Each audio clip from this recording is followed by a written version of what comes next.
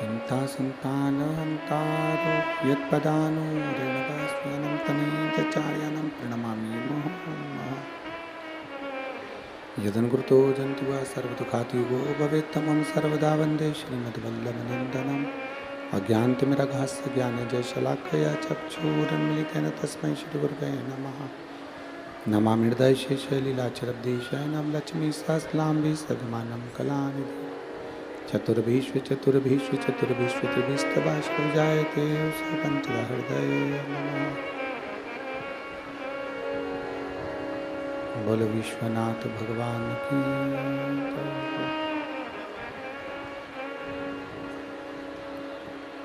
ओम नमः शिवाय। ओम नमः शिवाय। ओम नमः शिवाय।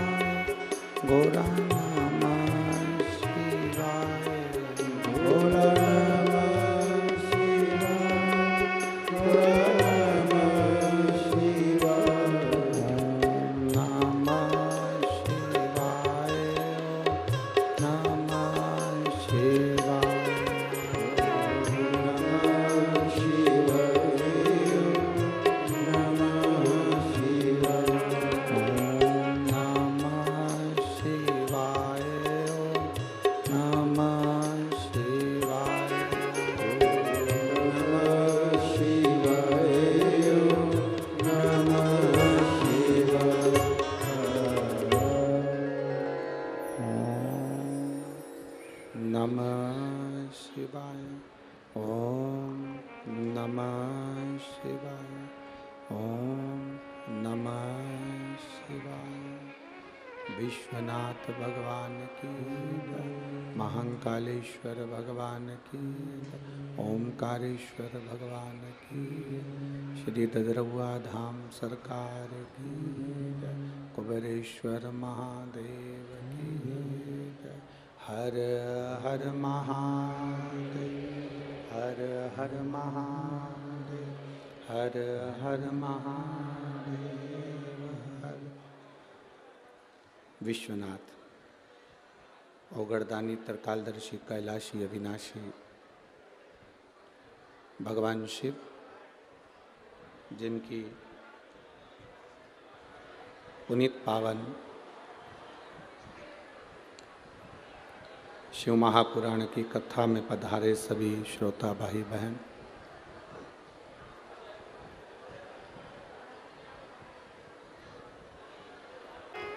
चाहे आप भोलेनाथ जी की भक्ति करो,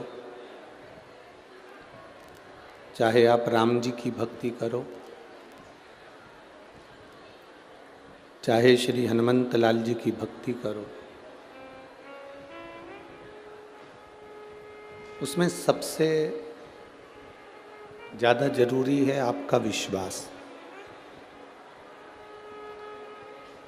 आपका भरोसा, आपकी दृढ़ता, आपका विश्वास, आपका समर्पण।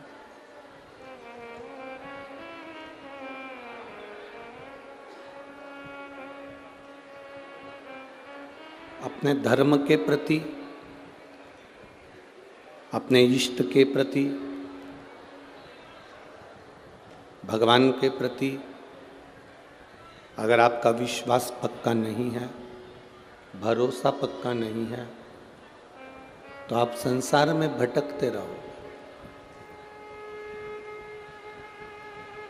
शिव जी के मंदिर में अगर एक लोटा जल लेकर जा रहे हो तो उसमें आपका विश्वास दृढ़ होना चाहिए। ददरहुआ धाम सरकार के दर्शन करने के लिए आ रहे हो, श्री हनुमान जी महाराज के दर्शन के लिए ददरहुआ धाम पहुँचे हो, तो विश्वास पक्का होना चाहिए।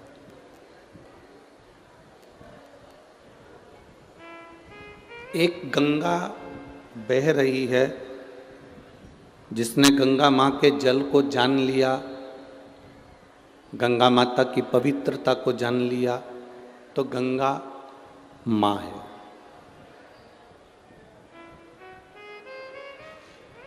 जिसने गंगा माँ की पवित्रता को नहीं जाना, गंगा माता के भावों को, जल को नहीं जाना, तो गंगा बहता हुआ पानी है।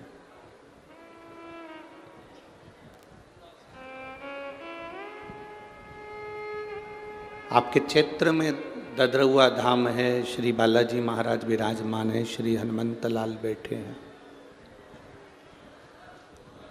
डॉक्टर हनुमान सखी हनुमान के रूप में यहाँ विराजित है।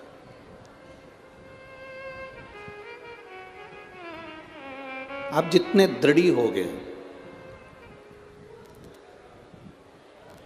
भगवान के प्रति, जितना तुम्हारा विश्वास पक्का होगा, जितना भरोसा पक्का होगा, उतनी जल्दी मेरे भोलेनाथ जी, उतनी जल्दी श्री हनुमंत लाल जी आपकी सुनते हैं और आपका कल्याण करते हैं। आपका भरोसा पक्का है।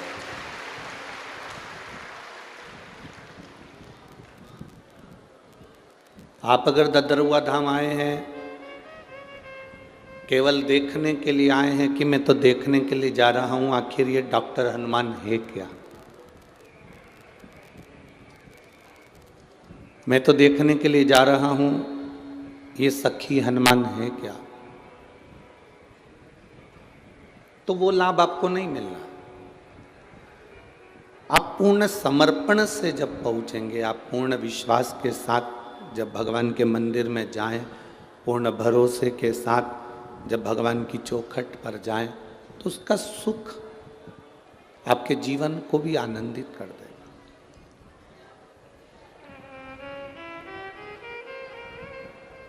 हम विश्वास के प्रति दृढ़ नहीं हो पाते।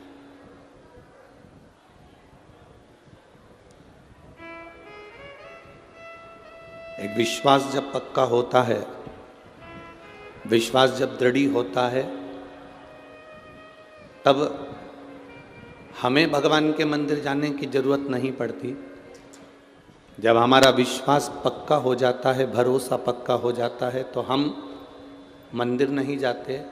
मंदिर के डॉक्टर हनुमान हो चाहे भोलेनाथ जी हो, वो हमारे घर तक आते हैं हमको देखने के। अगर विश्वास पक्का है तो, भरोसा पक्का है तो, दृढ़ है तो।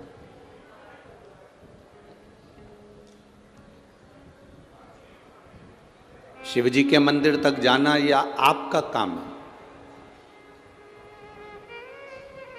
तेरे मंदिर में आना मेरा काम है और मेरी बिगड़ी बनाना तेरा काम। बाबा के मंदिर तक जाना ये आपका काम है, पर उसके बाद में वो बिगड़ी बनाने का काम उसका है। आप उसकी चौखट तक पहुंच गए, ये जवाबदारी आपकी है। उसने आपको संभाल लिया, आगे फिर उसकी मर्जी।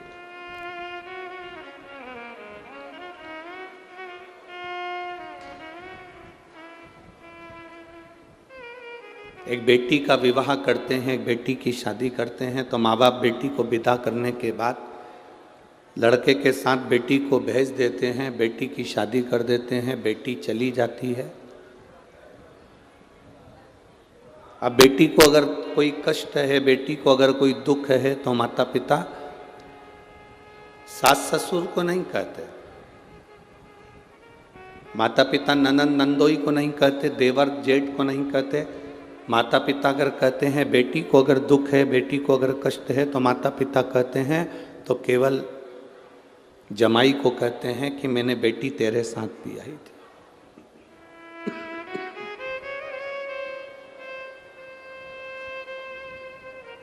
इस बेटी की शादी मैंने तेरे साथ करी है।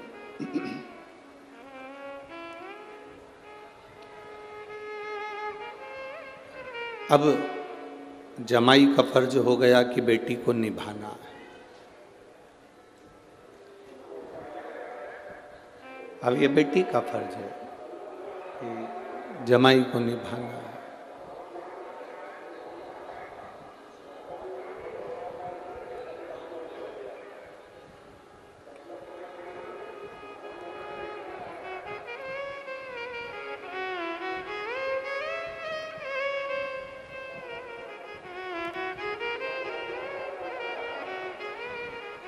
जब तक शादी नहीं हुई, जब तक विवाह नहीं हुआ,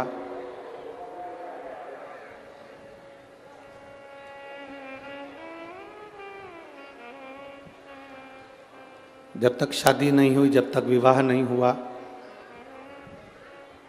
तब तक माता पिता की जवाबदारी है। पर शादी होने के बाद, विवाह होने के बाद जवाबदारी फिर पति की है।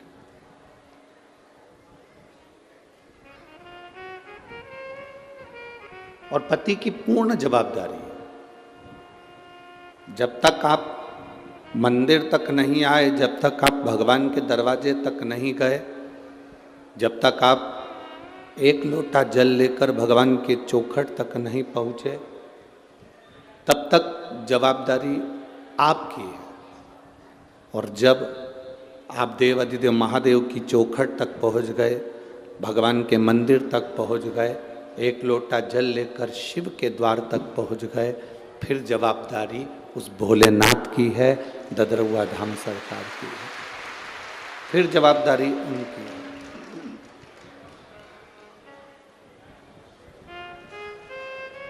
अब हमारा पूर्ण समर्पण,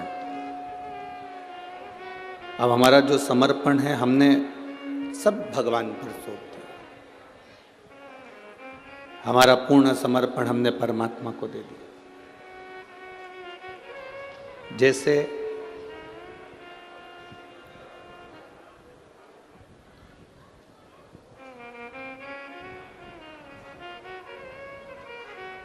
माता पार्वती जी ने अपनी पूर्ण संपूर्ण जीवन का जो भागदौड़ थी, वो भोलेनाथ जी को प्रदान कर दी।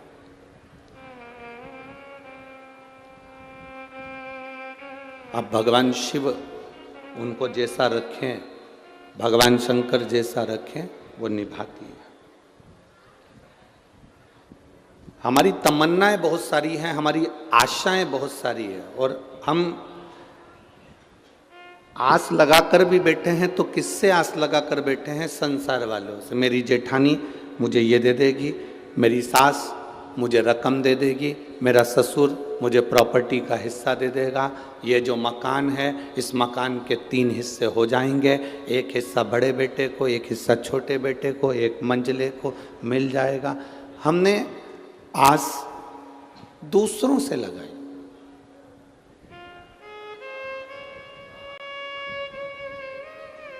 कभी आस लगाना छोड़ दो कि मेरे ससुर की प्रॉपर्टी का हिस्सा मुझे मिले। आप भगवान से प्रार्थना करा करो, आप भोलेनाथ जी से कहा करो, आप श्री हनुमंत लाल जी से कहा करो, हमें दूसरे की प्रॉपर्टी का हिस्सा नहीं चाहिए, हमें ससुर की प्रॉपर्टी का हिस्सा भी नहीं चाहिए। बाबा आप मुझे हिस्सा देना तो आपकी इस मन की प्रॉपर्टी का हिस्सा देना, जिससे मेरी जिंदगी सार्थक हो सके।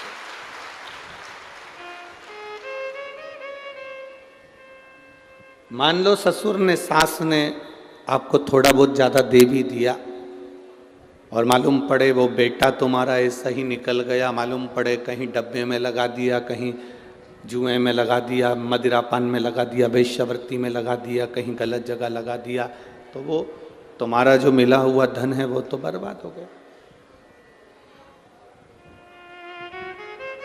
भगवान से कहा करो कि मेरे भाग्य का मुझे मिले, मुझे दूसरे के भाग्य का चाहिए ही नहीं। यदि भाग्य में होगा तो मिलेगा जो।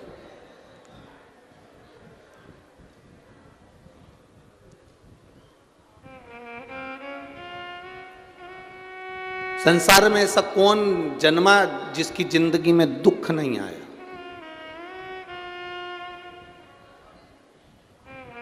करोड़पति के घर में भी पैदा हो जाते तो दुख जिंदगी में पीछा नहीं छोड़ता।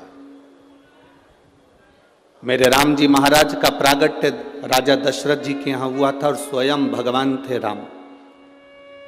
उसके बाद भी 14 वर्ष वन में घूमना पड़ा। भगवान कृष्ण का प्रागट्य भी स्वयं भगवान कृष्ण द्वारका के राजा थे, इसके बाद भी उनकी जिंदगी में दुख तकलीफ कष्ट आता रहा। उनके जीवन में दुख आता रहा, उनकी जिंदगी में कष्ट आता रहा। चाहे रामकृष्ण परमहंस जी हों, स्वामी विवेकानंद जी हों, चैतन्य महाप्रभु जी हों,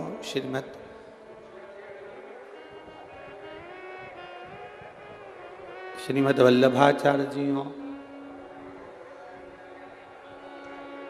समय कहाँ से चल रहा है?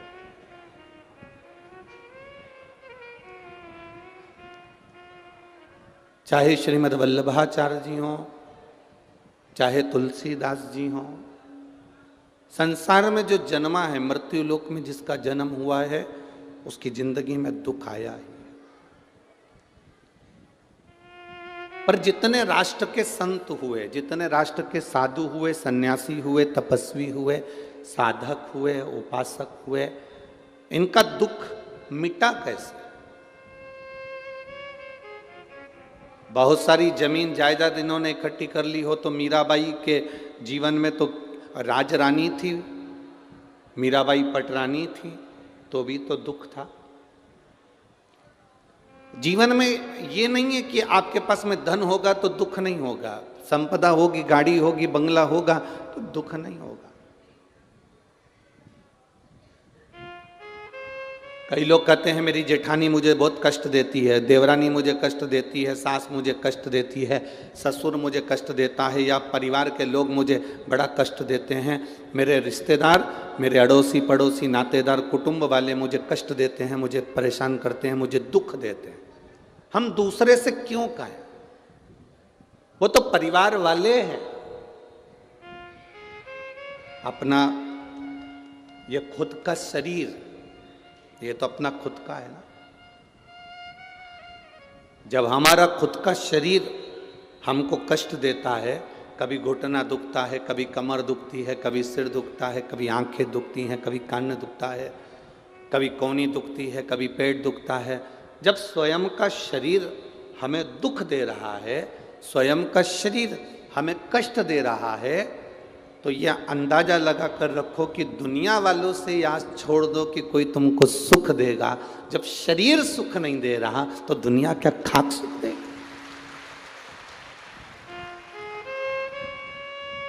हमने आस कितनी लगाई है, हमने भरोसा कितना रखा, हमने विश्वास कितना रखा कि मेरे परिवार वाले मुझे सुख देंगे। आप में से कई माताएं ऐसी हैं जो भगवान श्री बालाजी महाराज से रोज कहती होगी ददरहुआ धाम सरकार से, बाबा प्रार्थना करूं मेरे बेटे की शादी हो जाए, घर में बहू आ जाए, ऐसी कृपा करो भोलेनाथ, मेरे घर में बहू आ जाए, घर में बहू आएगी, गरम रोटी देगी, मेरी सेवा करेगी। अब इतनी सारी बुजुर्ग माताएं बैठी हैं, इनसे हाथ जोड़ के निवेदन करूं, तुम में से कितनों की बहू है जो देसी घी लगा के रोटी दे रही है, देसी घी लगा के जीवान से ऐसी दे रही है कि रोटी तो जान दो कितनी है। हे भगवान, बहू को छोरा छोरी हो जाए, मैं दादी बन जाऊं, दादी भी बन गई, अब प्रार्थना कर रही है बस पोते की शादी हो जाए, पोता बहू आ जाए, मैं परदादी बन जाऊं, परदादी बन जाऊंगी तो सोने की सीढ़ी पे चढ़ जाऊंगी। मंदिर की 4 सीढ़ी चढ़ते नहीं बन रही। वो पवन पंडित जी से, आचार्य जी से रोज कह रही कि महाराज जी मेरे को नीचे का कमरा दे दो, महाराज जी मुझे नीचे का कमरा दे दो, महाराज जी मुझे नीचे का कमरा दे दो। 4 सीढ़ी ऊपर चढ़ नहीं पा रही और क्या कि भगवान मुझे सोने की सीढ़ी पे चढ़ा दो। भगवान भी मन में सोचे, बता आश्रम गई, ददरहुआ धाम सरकार के दर्शन करने गई, धर्मशाला में रुकी, भवन में रुकी, 4 सीढ़ी तो ऊपर की चढ़ नहीं पा रही, एक बार ऊपर चढ़ी तो 3 दिन बाद नीचे उतरी और कह रही है कि सोने की सीढ़ी पे चढ़ा दो। तो भगवान भी क्या करेगी चढ़कर। हमने आस दूसरे से लगाई, हमने दूसरे से आस लगाकर बैठे, मेरी बहू मुझे रोटी देगी, मेरे बच्चे मुझे संभालेंगे, मेरा बेटा बड़ा हो जाएगा तब मुझे संभालेगा। शिव महापुराण की कथा कहती है भगवान शंकर ने अपने पुत्र श्री गणेश जी महाराज की शादी कर दी, रिद्धि सिद्धि जैसी बहुएं आ गई, पर भगवान शंकर ने कभी अपने पुत्र और पुत्र बहू से कभी आस नहीं लगाई। शिवजी ने कभी आस नहीं लगाई अपनी रिद्धि सिद्धि से, शंकर भगवान ने कभी रिद्धि सिद्धि से आस नहीं लगाई। ऐसा कोई फोटो तुम्हें अगर कहीं से मिल जाए तो हमको भी भेज देना, जिस फोटो में रिद्धि सिद्धि शंकर भगवान को रोटी खिला रही हो, भोजन करा रही हो, शंकर भगवान को पकवान बनाकर खिला रही हो। अब ये तो बहू है ना, तो इनका तो फोटो होना था, पर आज तक एक पुराण में, किसी शास्त्र में, किसी वेद में कहीं वर्णन नहीं आया कि रिद्धि सिद्धि ने भोजन बनाया और शंकर जी को भोग लगाया, शंकर जी ससुर हैं उनके, कि ससुर जी को भोजन कराया। क्यों? क्योंकि शंकर भगवान को अपनी बहुओं से आस नहीं है, शंकर भगवान खुद पर भरोसा रखते हैं, विश्वास रखते हैं, इसलिए आस नहीं लगाते। मेरी बहू आएगी मुझे रोटी देगी, मेरी बहू आएगी घर संभालेगी, मेरा बेटा दुकान संभालेगा, मेरा बेटा ये करेगा। हम क्यों आस लगा कर बैठे हैं? आप खुद के अंदर वो बल उत्पन्न करो, भगवान से प्रार्थना करना कि भगवान ऐसी कृपा करना कि मुझे पलंग पर कभी मत पटकना, मैं चलती फिरती अपना काम करती रहूं, तेरा भजन करती रहूं, तेरे दरवाजे पर आकर एक लोटा जल चढ़ाती रहूं और अंत में तेरे धाम चली। तुम आस लगा कर बैठी हो मेरे बुढ़ापे में मेरी बहू मुझे पानी देगी, मेरे बुढ़ापे में मेरे परिवार वाले मुझे ये देंगे। तुम दुनिया से आस लगा कर बैठे हो, आस दुनिया से नहीं लगाना। शिव पुराण कहती है आस केवल एक जगह होना चाहिए, वो आस मेरे परमात्मा से होना चाहिए, बाकी के कहीं। आशाइक राम जी से दूजी आशा तोड़ दे और नाताइक श्याम जी से दूजा, साधु संगे राम रंग अंग अंग रंगिए, जाई विधि राखे श्याम। जैसा भगवान राखे वैसा रहो, आस नहीं लगाना। मेरा परिवार मेरे को देगा, मेरा परिवार मुझे संभाल लेगा, मेरा परिवार ये कर लेगा। अंत घड़ी में, मृत्यु के समय पर, जब व्यक्ति की समय की घड़ी पल बेकार हो जाता है, जब वो पड़ा रहता है वेंटिलेटर पर, तब परिवार वाले केवल देखने के लिए आते हैं, दवाई दे सकते हैं, पैसा लगा सकते हैं, आपका इलाज करवा सकते हैं, हॉस्पिटल ले जा सकते हैं, पर अंत समय में अगर कोई संभालने वाला होगा तो जो तुमने लोटा भर के जल महादेव को चढ़ाया है वो शंकर तुम्हें अंत समय में आकर संभाल। और अंत समय प्रभु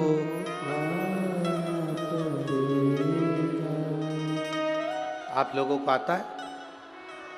जरा जम के बोलो, अंत समय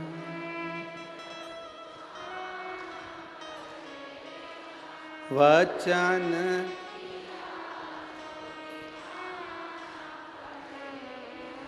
आए ना आए कुटुंब,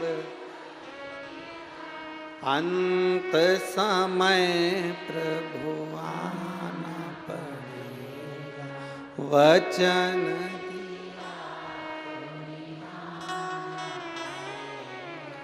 अंत समय प्रभु कोई आए ना आए पर वो जरूर आए। वो आता है, किस रूप में आता है नहीं मालूम। रामायण सुनी आप लोगों ने? जम के बोलो जरा। रामायण पढ़ी आप लोगों ने? रामायण सीरियल देखा? रावण के यहां पर श्री हनुमान जी महाराज पहुंच गए।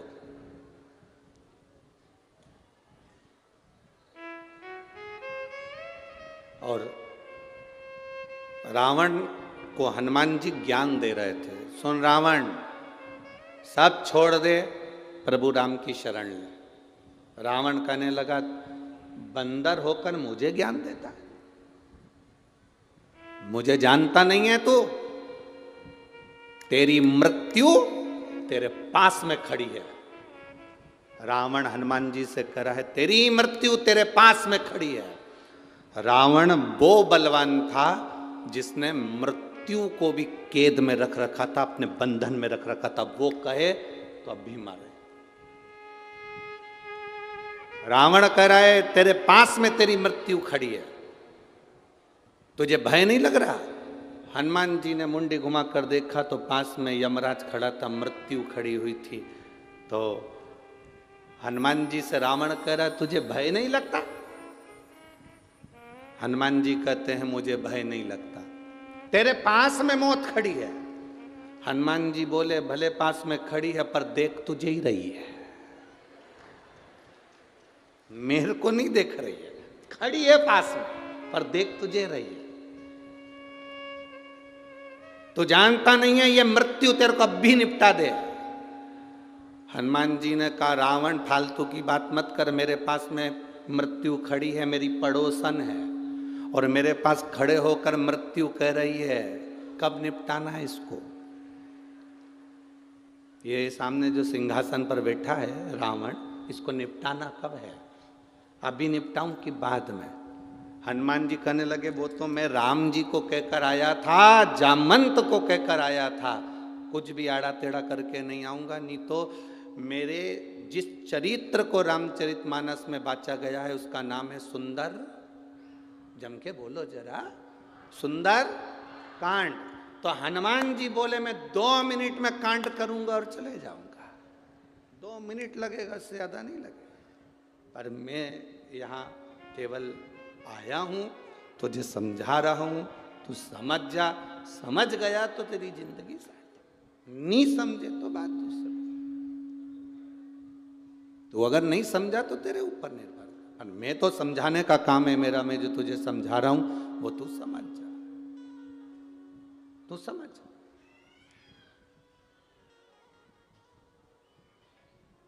अब ये तो समझने वाला विषय है जो आप समझ जाए।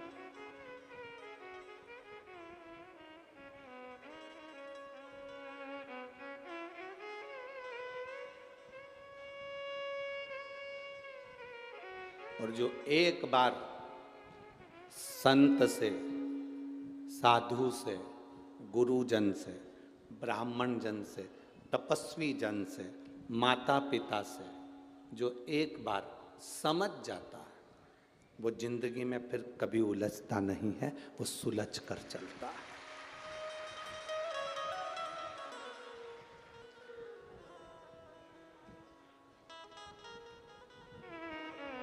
जिस व्यक्ति को अपने घर के बड़ों की बात बुरी लगने लगे,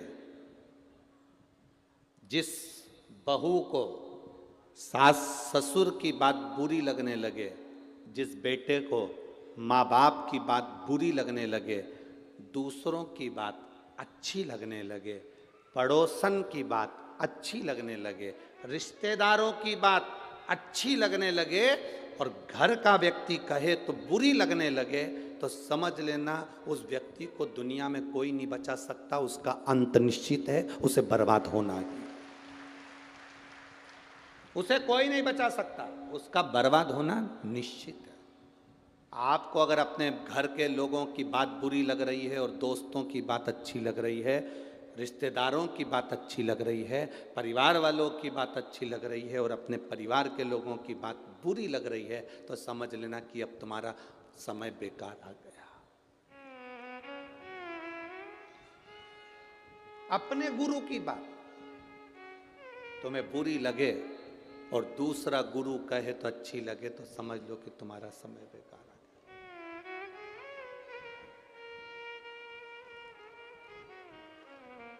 कभी किसी से ऐसी आस मत लगा के बैठो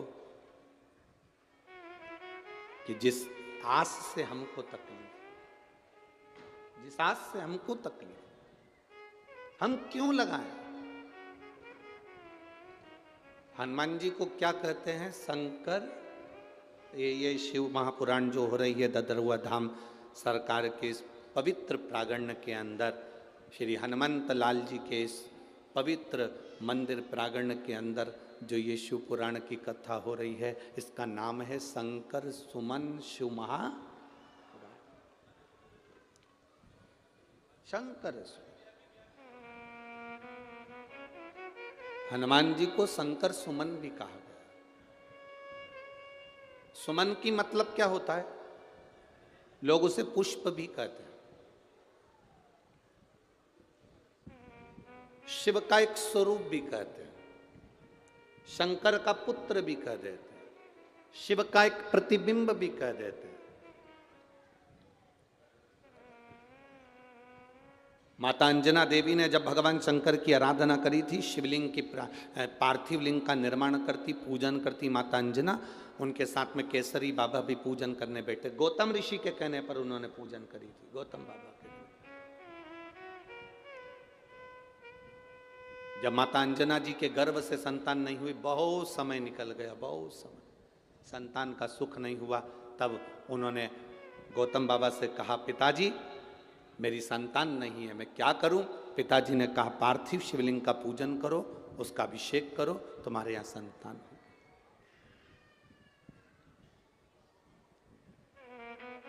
पार्थिव शिवलिंग की जो पूजन है, ये जीव को फल देती ही है।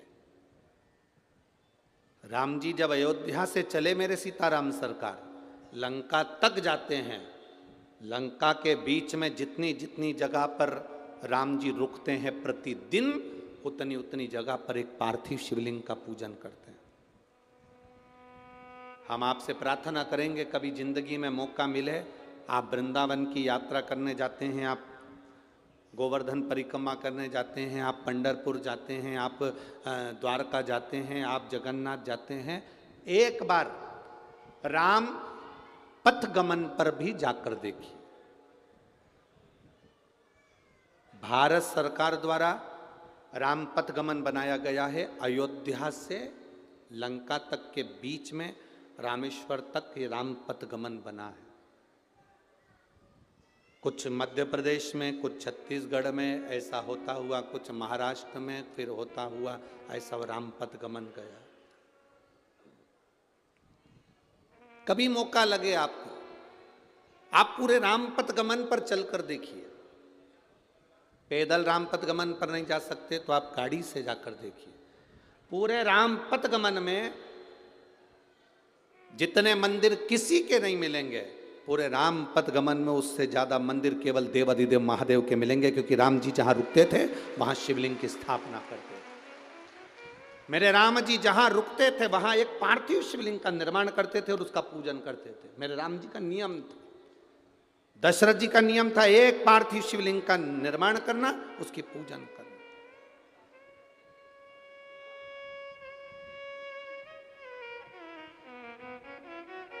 जनक जी का नियम था, एक पार्थिव शिवलिंग का निर्माण करना, उसकी पूजन करना।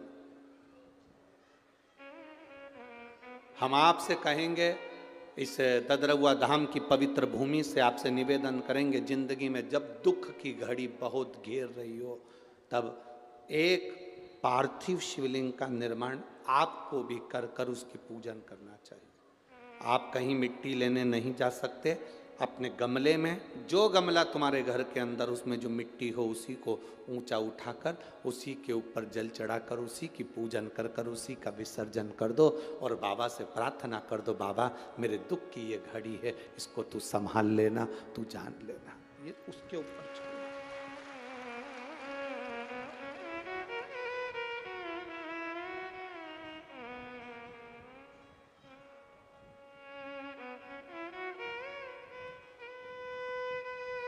हम उसके ऊपर छोड़ देते।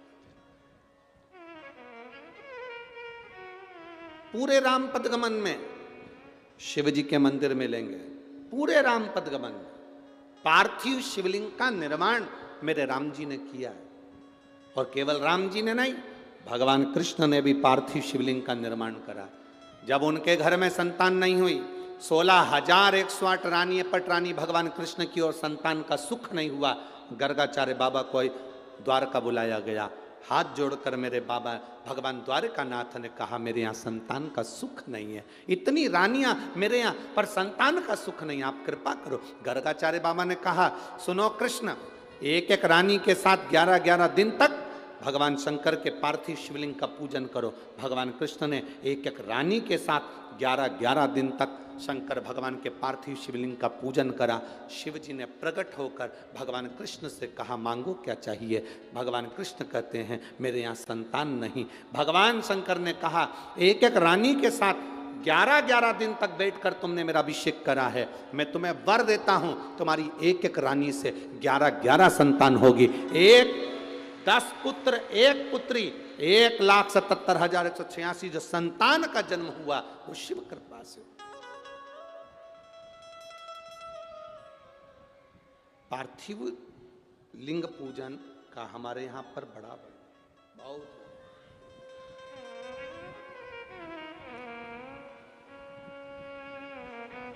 आप में से कितने लोग हैं जो शंकर जी के मंदिर में 1 लोटा जल चढ़ाने रोज जाते? जरा हाथ उठाओ तो जरा, सब ही हो। हाँ, धर लो वापिस धर लो। भगवान भला करे, कृपा करे, जाना चाहिए। सारी समस्या का हल बोल बम का नारा है। इतना धीमो बोलोगे तो कल्याण तुम्हारा है। अच्छे से बोलो, बोल बम का नारा है, बोल ददरउआ धाम सरकार की, शिव तत्व की प्राप्ति का सुख होना चाहिए। और जितना आप भगवान की शरणागति का सुख हम आपका विश्वास इतना दृढ़ होना चाहिए कि आप उस दृढ़ता पर टिके रहे। महाराज जी, ददरउआ धाम सरकार, महाराज जी को तो शायद ज्ञात नहीं होगा इस चीज का, पर मैं आपको निवेदन करना चाहूँगा। महाराज जी, उज्जैन में मिलना हुआ था, उज्जैन वाले महाराज भी यहाँ पर बैठे हुए हैं। उज्जैन में जहाँ अपन, हाँ पीछे आपके बैठे हुए, और वहाँ पर हमारा जाना हुआ। महाराज जी ने कितना बड़ा फोटो था, अच्छा बहुत बड़ा फोटो श्री डॉक्टर हनुमान जी का, वो हमको दिया। अब आप देखिए कृपा क्या होती है, महादेव की कृपा क्या होती है, बालाजी सरकार की देखिए। अब बड़ा सारा फोटो दे दिया। हमारे एक यजमान हैं मांगलिया के मंत्री परिवार, उनका ड्राइवर।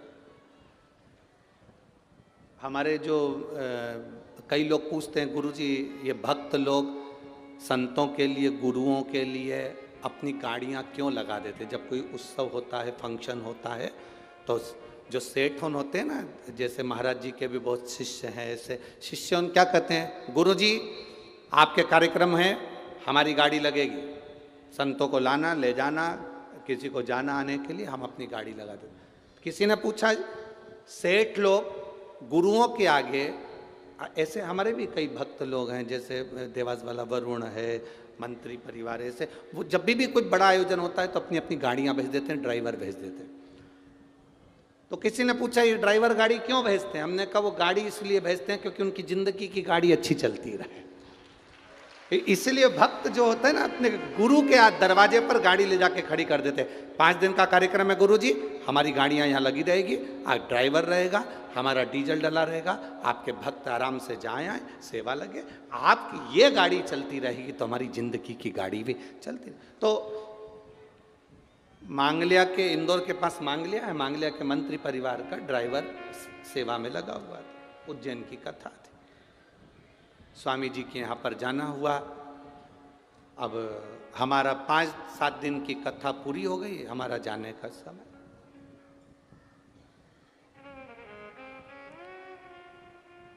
महाराज जी वो ड्राइवर कहता है कि आप जा रहे हो तो आपकी कोई निशानी नहीं दोगे हमको? तो सारा सामान पैक हो गया था, अब कुछ बचा हो देने के लिए, तो हम तो जाते समय शॉल भी नहीं ओढ़े थे कि शॉल दे दे। अब बागा तो वो पहन नहीं सकता, नहीं तो ये उतार के दे। केवल एक डॉक्टर हनुमान जी का बड़ा सारा फोटो था। और कभी कोई मांग लिया जाए तो वहाँ पर मंत्री परिवार से पूछना, सीहोर वाले गुरुजी ददरुआ धाम में कथा बाँच रहे हैं तो उन्होंने ये बात कही, तो उनके ड्राइवर से भी पूछना। अब डॉक्टर हनुमान जी का बड़ा सारा फोटो, तो हमने आशीष से कहा, आशीष वो फोटो लेकर आओ जो अभी स्वामी जी ने दिया है, और अपन जा रहे हैं, फोटो बड़ा सारा इनको दे दो। हमने वो डॉक्टर हनुमान जी का फोटो वो ड्राइवर को दिया। अब ड्राइवर बोला, गुरुजी इतना बड़ा फोटो और गाड़ी में जाएगा कैसे? हमने कहा कैसे भी जाएगा, पर तुम्हारे लिए यही काम आएगा, तुम रखो, इनको रखो तुम्हारे साथ में।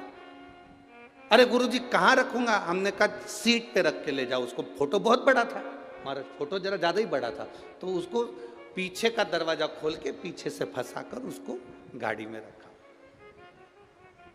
और गाड़ी यहां से चली।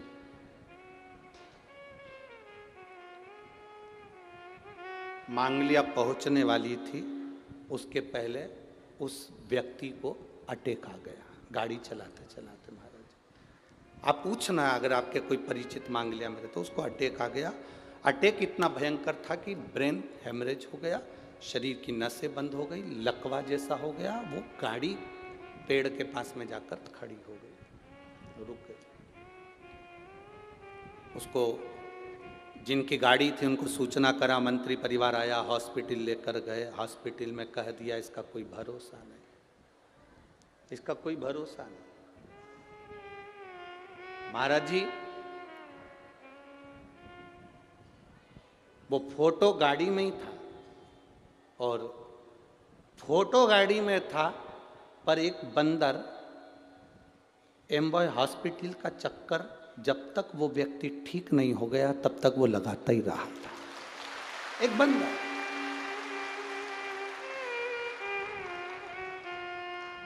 जब वो व्यक्ति की सांस वापिस आई और सब हाथ पैर काम करना ठीक चालू हुआ, तो हमने उनसे, उसने फ़ोन पर बात करी और कहा, गुरुजी आप मुझे कुछ सामान देते या पैसा देते आखिरी में तो वो काम नहीं करता, परंतु आपने जो डॉक्टर हनुमान जी का फोटो दिया था वो काम करेगा। विश्वास दृढ़ होना चाहिए। हमारा भरोसा टूट जाता है, हम कह देते हैं अरे क्यों चिंता करते हो, क्या होगा क्या होगा। उस पर भरोसा तो रखो जिसके बल पर आए हो। शंकर सुमन कैसरी नंदन, शिव का एक अंश स्वरूप है श्री हनुमंत लाल, श्री हनुमान जी महाराज। शंकर का एक स्वरूप है हनुमान जी महाराज, शिव का एक स्वरूप, प्रतिबिंब। ये तो दुनिया के लोग हैं जो देवताओं में भेद कर लेते हैं कि राम जी अलग हैं, कृष्ण अलग हैं, हनुमान जी अलग हैं, शिव जी अलग हैं, देवी जी अलग है, देवता जी अलग हैं। ना ना ना ना, शिव पुराण कहती है सब एक में है, सब एक।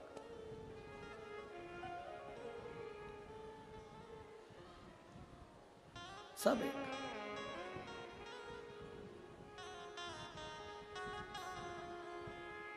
आज सवेरे सवेरे हम जब सुबह उठे 5:30 बजे, 5 बजे के करीब में, हमारा बहुत अच्छा, वो तो महाराज जी ने व्यवस्था कर दी कि पर्दा लगा दिया है, तो हम नीचे उतर नहीं सकते क्योंकि हमारा मन भी करे कि मॉर्निंग वॉक में घूमने जाएं, तो तुम हमारे को कोई घूमने दोगे? तो वो तो महाराज जी की बड़ी कृपा है, तो उन्होंने पर्दा लगा दिया, तो वहीं घूम लेते हैं सुबह के टाइम पर। तो माताएं आपस में बात कर रही थी, अरे जिज्जी, अरे ओ, अब उनकी भाषा में जो बोल रही हो, तो अच्छी बड़ी बड़ी लोंग थी उनकी और बड़ी बात। अब वो कपड़ा उस पर डाल रही थी सुखाते सुखाते, तो वो बात करते करते बोली गई, एक बात तो बता, जा सियोर वाला महाराज के, हाँ सियोर वाला महाराज के वे, के नहीं के वे, कि लोटा भर के जल महादेव के चढ़ाओ, सारा देवता उनके मिल जाए। तो ऐसा कहीं होए? ऐसा कहीं होए? तो अब मैं कहूं जिज्जी, अरे ओ भिंड की जिज्जियां,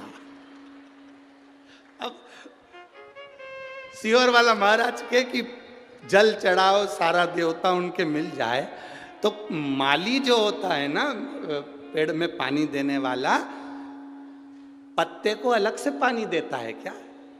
जम के तो बोलो जरा। डाली को अलग से पानी देता है क्या? फल को अलग से पानी देता है क्या?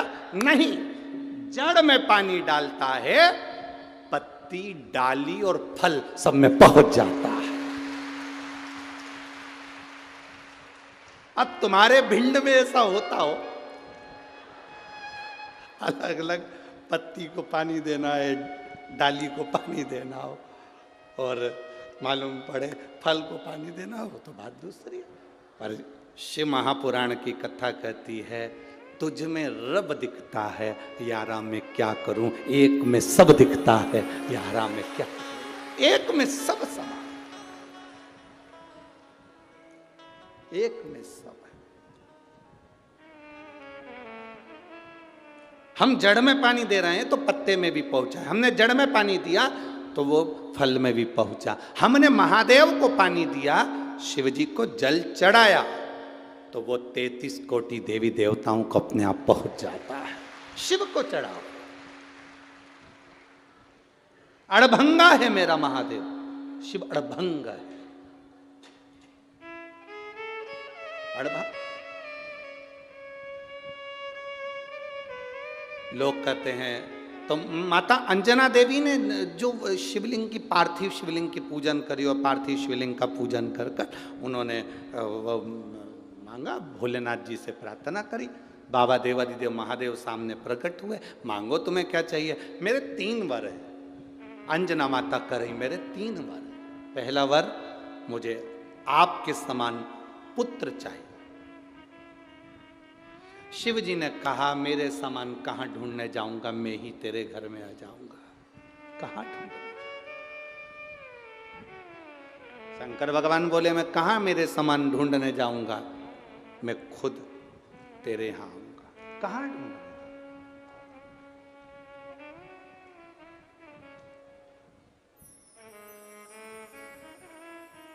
फिर कहा मेरा पुत्र जो हो अधिक बलवान हो, अधिक बलवान। शिव जी ने कहा जब मैं स्वयं आ गया तो बल तो है।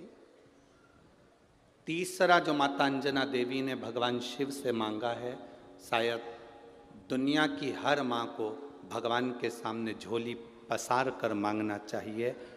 अंजना माता ने भगवान शिव से कहा मेरा जो पुत्र हो वो विनम्रवान हो, उसमें विनम्रता होना चाहिए। दुनिया की सारी माता को भगवान के सामने झोली पसार कर मांगना चाहिए कि मेरे घर में जो पुत्र जन्म दे वो विनम्र हो। कारण बल तो असुरों में भी होता है। बोलो होता है कि नहीं होता? बल तो राक्षस में भी होता है, असुरों में भी होता है। सत्ता तो असुरों की भी होती है, सिंहासन तो असुरों का भी होता है, पर असुरों में, राक्षसों में विनम्रता नहीं होती। और इस भारत की भूमि पर यदि हनुमान जी महाराज को आज पूरा संसार पूजता है तो केवल एक कारण से पूजता है, हनुमान जी को विनम्रता बहुत है, उनमें नम्रता बहुत है। उनमें कितनी विनम्रता होगी, उनमें कितनी विनम्रता का सुख होगा, कितनी विनम्रता और कितनी विनम्रता का सुख श्री हनुमंत लाल जी के जीवन में कितनी विनम्रता का सुख होगा, जरा विचार करिए, विचार करिए।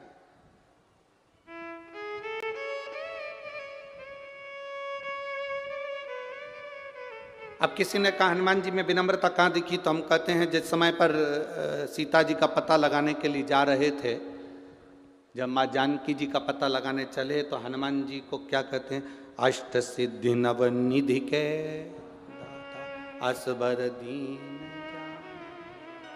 और राम रसायन तुम्हारे पासा सदा।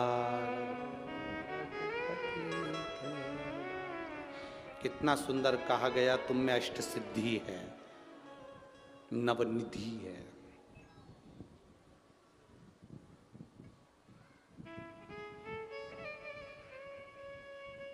कितनी, जम के बोलिए जरा, अष्ट सिद्धि नवनिधि कितने हो गए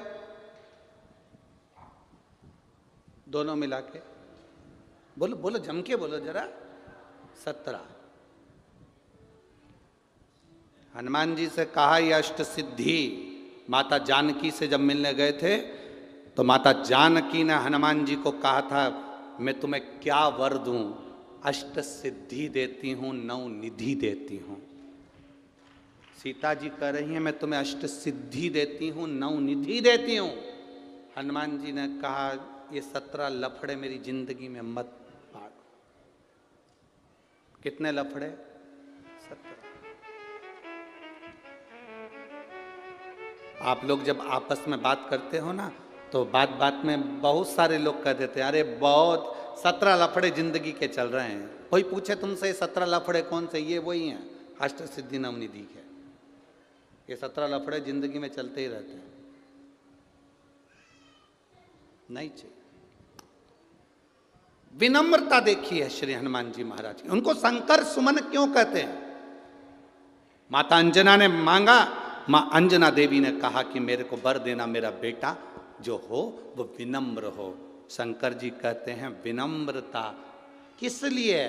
तो अंजना माता कहती हैं बलवान व्यक्ति, वीर व्यक्ति, सिंहासन पर बैठने वाला व्यक्ति, राजसी ठाट में रहने वाला व्यक्ति एक दिन मरकर चला जाता है।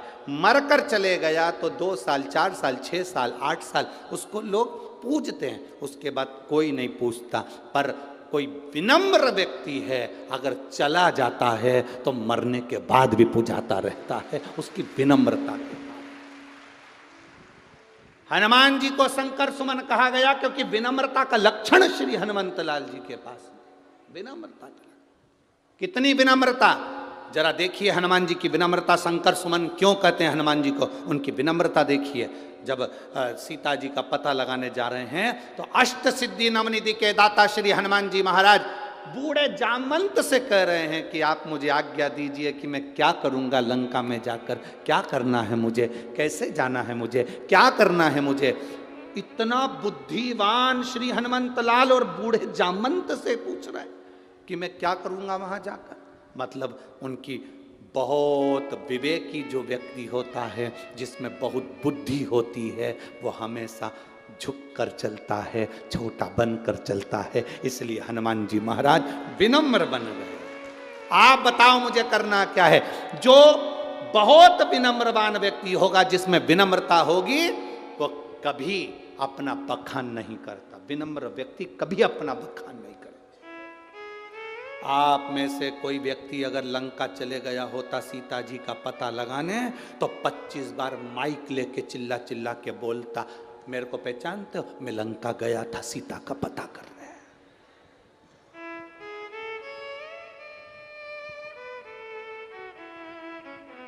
आप और हम में से कोई भी अगर सीता जी का पता लगाने चले गया होता, तो 50 बार चिल्ला चिल्ला कर कहता, मैंने सीता जी का पता लगाया, मैं लंका में आग लगा कर आया, मैंने ये करा, मैंने वो करा। पूरा अखबार भरा गया होता, पूरी सोशल मीडिया भरा गई होती कि तुमने ये करा। पर हनुमान जी ने, जब राम जी ने पूछा हनुमान से, हनुमान सीता का पता तूने लगाया? हनुमान जी बोले, नहीं प्रभु मैंने नहीं लगाया। जामवंत पास में खड़े थे, उनने कहा इसी ने लगाया। राम जी ने पूछा, हनुमान पता तूने लगाया? हनुमान जी बोले, नहीं प्रभु मैंने नहीं लगाया। जामवंत पास में खड़े तो ने कहा इसी ने लगाया। फिर राम जी ने पूछा, हनुमान तू लंका गया था? हनुमान जी बोले, मैं नहीं गया। इतने में जामवंत पास में खड़ा था, यही गया था। फिर राम जी ने पूछा, हनुमान लंका में आग तूने लगाई? हनुमान जी बोले, मैंने नहीं लगाई। इतने में जामवंत में ही खड़ा था, इसी ने लगाई, इसी ने। इतने में राम जी बोले, हनुमान सीता का दर्शन तूने किया? हनुमान जी बोले, मैंने नहीं किया। इतने में जामवंत बोला, इसी ने किया। अब इन दोनों के झगड़े में राम जी को गुस्सा आ गया। राम जी को गुस्सा आ गया, तो तूने नहीं करा तो क्या मैंने करा? इतने में हनुमान जी बोले, बस आपने किया है, मैं तो निमित्त था, बस केवल निमित्त। जो कर रहे थे आप कर रहे थे। लंका गए आप, भेजा मुझे आपने, दर्शन किया आपने, आग लगाई आपने, मैं तो केवल निमित्त था। आज आपने सत्य कह दिया, क्या मैंने करा? बिल्कुल सत्य है, आपने किया। करते हो मेरे बाबा, मेरा नाम हो रहा है, और प्रभु आपकी कृपा से सब। शंकर सुमन का मतलब शिव विनम्रता दे दें, शिव विनम्रता दे दें, ये शंकर सुमन का लक्षण है, विनम्रता। कितनी विनम्रता श्री हनुमान जी महाराज में होगी, जरा विचार करिए। चढ़े, कितना बल है हनुमान जी महाराज में। जिस पत्थर पर लात रखा वो पत्थर नीचे दब गया, जिस पत्थर पर लात रखा वो पत्थर नीचे दब गया, पत्थर दब गया नीचे, पत्थर नीचे।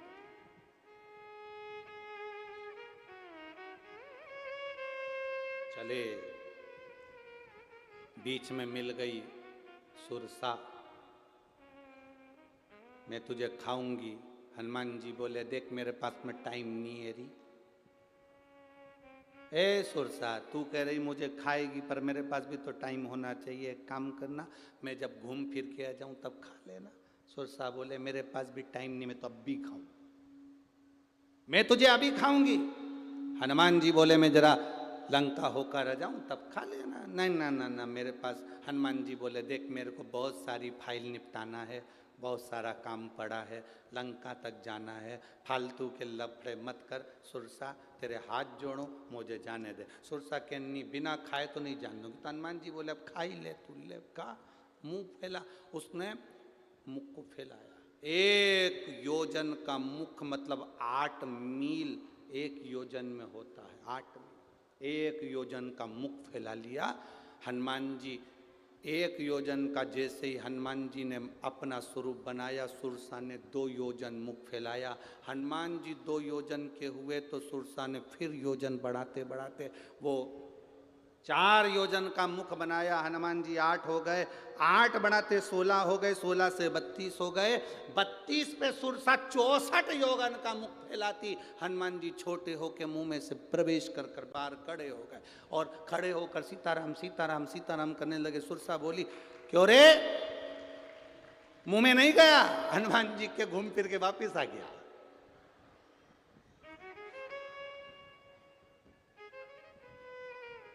सुरसा ने कहा, तू घूम के आया अंदर? हाँ। मुख में गया था? हाँ। मेरा मुंह देखा है तूने अंदर से? हाँ। 32 दांत में से 4 दांत तुम्हारे लंबे हैं, बाकी के सब छोटे हैं।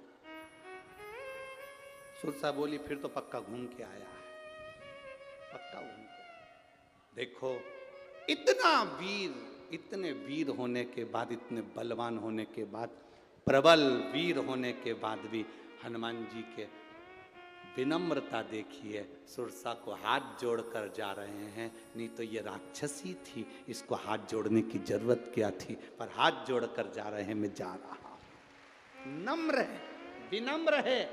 बल हो तुम में, कुर्सी हो तुम्हारे पास, सत्ता हो, कहीं के भी तुम कोई भी अध्यक्ष हो, उपाध्यक्ष हो, चाहे किसी पद पर बैठे हो, चाहे कुर्सी हो, चाहे पद हो, प्रतिष्ठा हो तुम्हारे पास में, कितनी भी डिग्रियां तुम्हारे पास में हो, चाहे तुम किसी भी पद पर विराजमान हो, कोई भी डिग्री, चाहे डॉक्टर की हो, चाहे तुम्हारे पास में इंजीनियर की डिग्री हो, चाहे सीए की डिग्री हो, तुम कितनी भी डिग्रियां तुम्हारे पास में रख लीजिए, अगर विनम्रता की डिग्री तुम्हारे पास में नहीं है तो तुम किसी काम के नहीं हो। विनम्रता की डिग्री होना चाहिए। विनम्रता होगी तो बात है ना। अब तुम तो सोचो, मेरे पास इतना बड़ा पद है, मैं इतने प्रतिष्ठित हूं, मैं इतने बड़े पद पर हूं, इतने बड़े पद पर मैं बैठा हूं। हमने अभी कथा हुई थी धूलिया की और नासिक की। तो नासिक की कथा में एक बात कही थी, व्यक्ति जितना जितना ऊपर बढ़ते जाता है उसकी 2-3 चीज़ें चली जाती है। एक मुंह की हंसी चली जाती है, एक उसका भोजन चले जाता है, और एक उसके हाथ की ताली चली जाती है। क्योंकि ज़्यादा बहुत उच्च लेवल का जो व्यक्ति होता है, बहुत बड़ा ऑफिसर हो, बहुत बड़े पद पर हो, बहुत बड़ी कुर्सी पर बैठा हो, बहुत बड़े कुर्सी उसको मिली हो, बहुत बड़ा जगह का मिनिस्टर हो, और उसकी 3 चीज़ें चली गई। एक बहुत बड़े व्यक्ति की हंसी चली गई, एक ताली चली गई, एक भोजन चले गया। बड़ा व्यक्ति जब भी कहीं बेचारा खाने जाता है, खा ही नहीं पाता, भूख लग भी रही तो इतना सा उठाएगा बिस्कुट का टुकड़ा, क्योंकि उसको दिखाना पड़ता है कि हम वीआईपी हैं।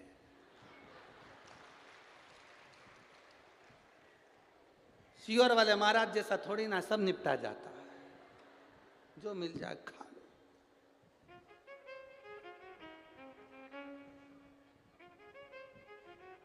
जो मिल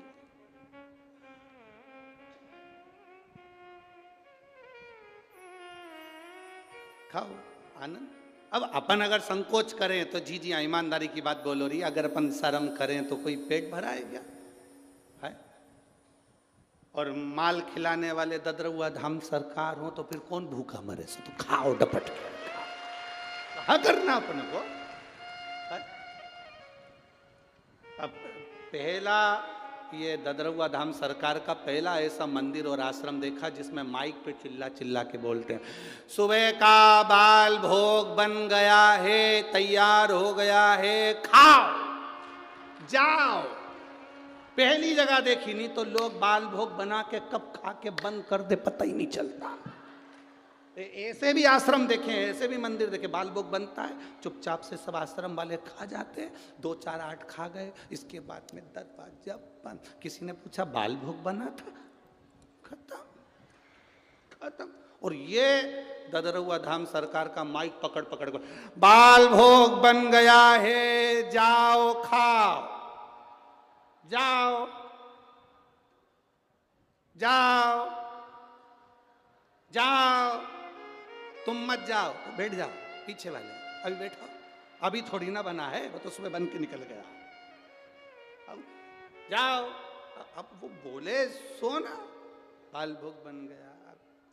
कहीं कहीं ऐसा होता है जहाँ चिल्ला चिल्ला कर कहा जाता है बाबा का प्रसाद है, पाओ, अपनी जिंदगी का सुख और आनंद अपनी मस्ती में रहिए, आनंद में रहिए। ज्यादा वीआईपी बनकर नहीं जाना, गुरु के दरवाजे पर, भगवान के दरवाजे पर वीआईपी बनकर मत जाना, नहीं तो गुरु जी कुछ देंगे और तुम नी मेरे को रेंद, नी मेरे को रेंद, नी मेरे को रेंद।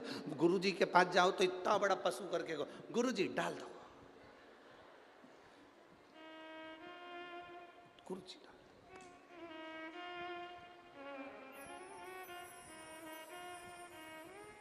तीन चीजें बड़े लोगों की चली जाती है। एक, उसका भोजन चले गया, शादी में भी जाता है वीआईपी आदमी तो 500 का लिफाफा देकर आता है, कुछ नहीं खा के आता है, कुछ।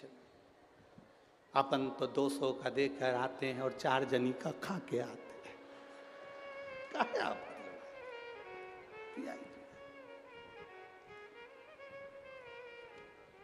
अब दूसरी चीज बड़े आदमी की चली जाती है, उसके चेहरे की हंसी।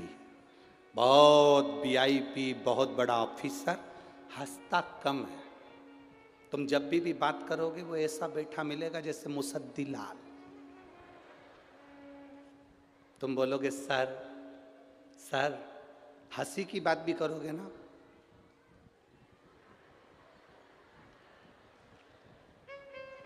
ऐसा लगता है भगवान ने इसको अजीब और गरीब तरीके से पैदा कर दिया।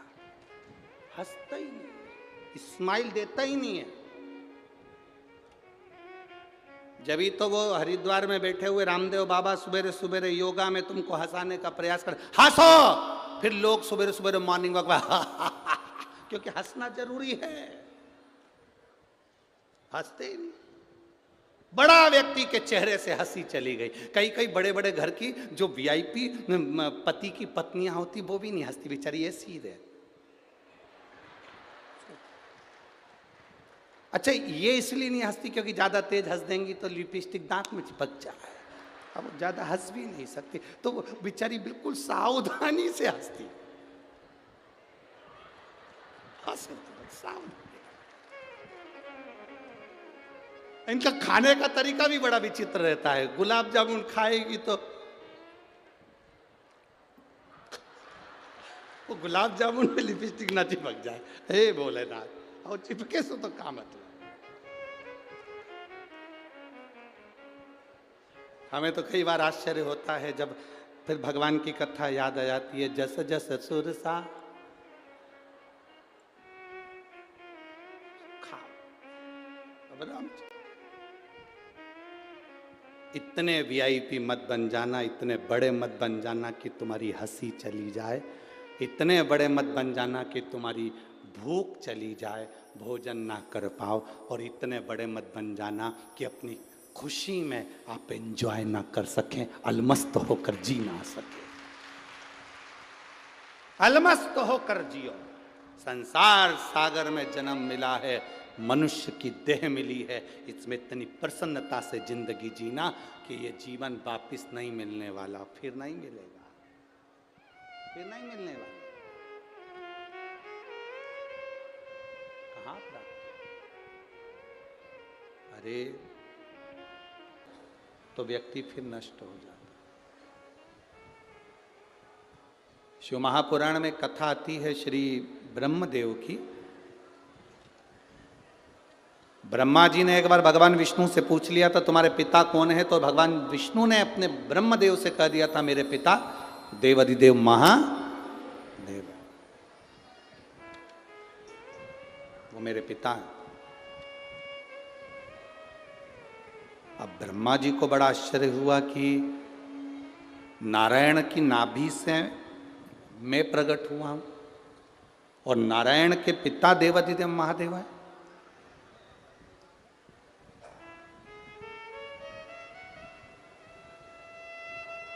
मैं आपके पिता को देखना चाहता हूं, मैं आपके पिता का दर्शन करना चाहता हूं। ठीक है, करो। एक बड़े से पर्वत को ब्रह्मा जी और भगवान विष्णु ने घुमाना प्रारंभ करा। उस पर्वत को जब घर्षण करना घुमाना प्रारंभ करा तो घुमाते घुमाते घुमाते घुमाते उस पर्वत को जब घुमाया गया, उसमें से अग्नि का एक खंभ प्रकट हो गया। अग्नि का खंभ प्रकट हुआ तो एक लिंग की आकृति भगवान शंकर का एक प्रतिबिंब शिवलिंग प्रकट हो गया, एक शिवलिंग प्रकट हो गया।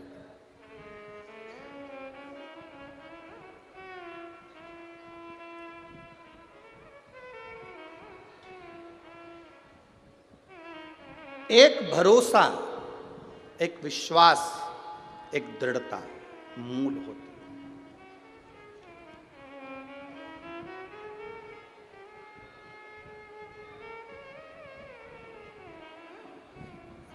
कितना भरोसा होगा, कितना विश्वास होगा, उस भरोसे के बल पर व्यक्ति की जीत होती है।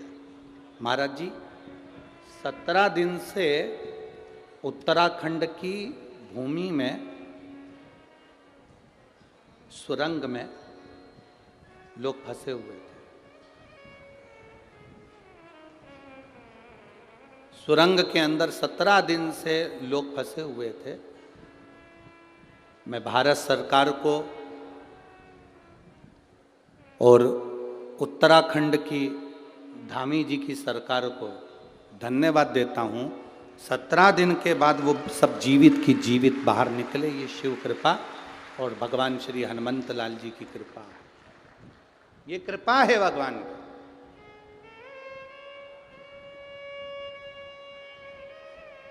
मैं धन्यवाद देता हूं भारत की इस पवित्र भूमि पर विराजमान भारत सरकार को चलाने वाले सभी अधिकारियों को और उत्तराखंड की सरकार को भी धन्यवाद देता हूं, धामी जी आपकी पूरी सरकार को, कि वो सुरंग में से 17 दिन के फंसे हुए लोगों को बाहर निकाल लिया गया। ये शिव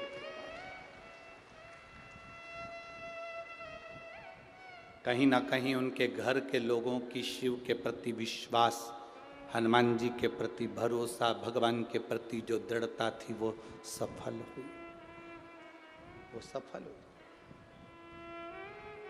जो परिवार के लोग भगवान शंकर की भक्ति में डूबे हुए, उन्होंने उस भक्ति के फल को मान लिया, मिला।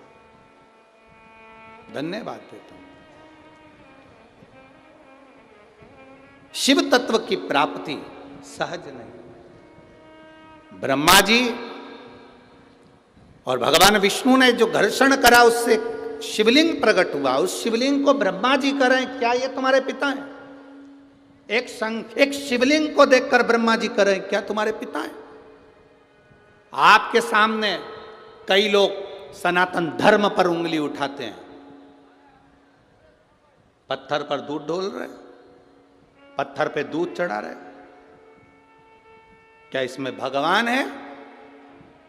ब्रह्मा जी ने भगवान विष्णु से कहा था कि इस शिवलिंग में, इस पत्थर के शिवलिंग में, इस अग्नि के खंभ में, क्या इस शिवलिंग में शिव है, तुम्हारा पिता है?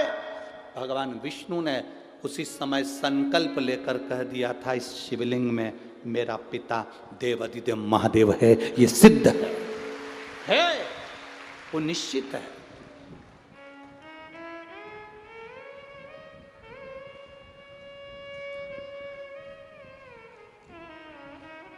बस सब में भगवान समाया है, कंकर कंकर में शंकर समाया है।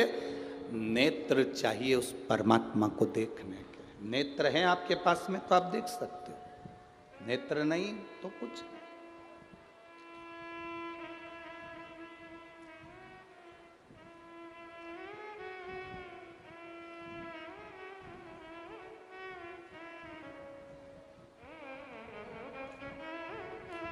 सूरदास जी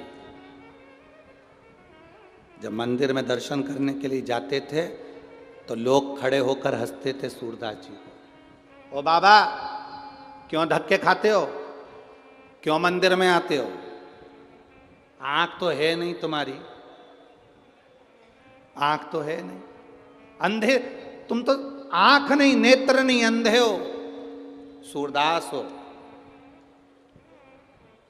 बाबा ठोकर लग रही है, धक्के खा रहे हो, लोग तुमको देख रहे हैं, परेशान हो रहे हो, तुम्हारी आंखें तो है नहीं, तुम तो अंधे हो, सूरदास हो, मंदिर क्यों आते हो?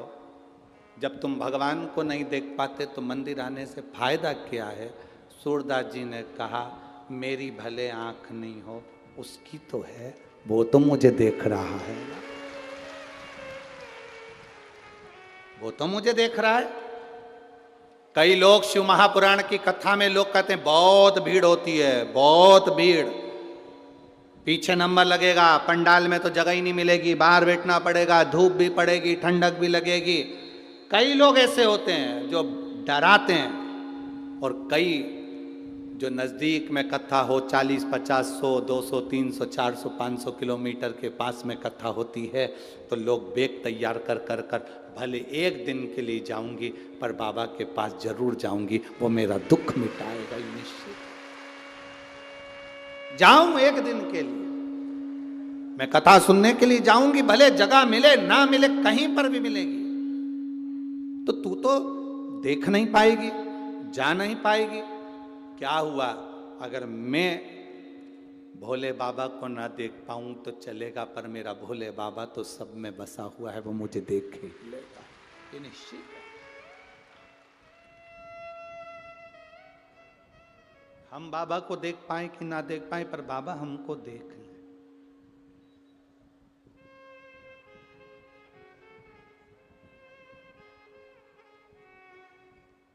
ददरहुआ धाम सरकार के मंदिर में जब दर्शन करने के लिए जाओ, 4 घंटे तक खड़े रहने से कोई मतलब नहीं है।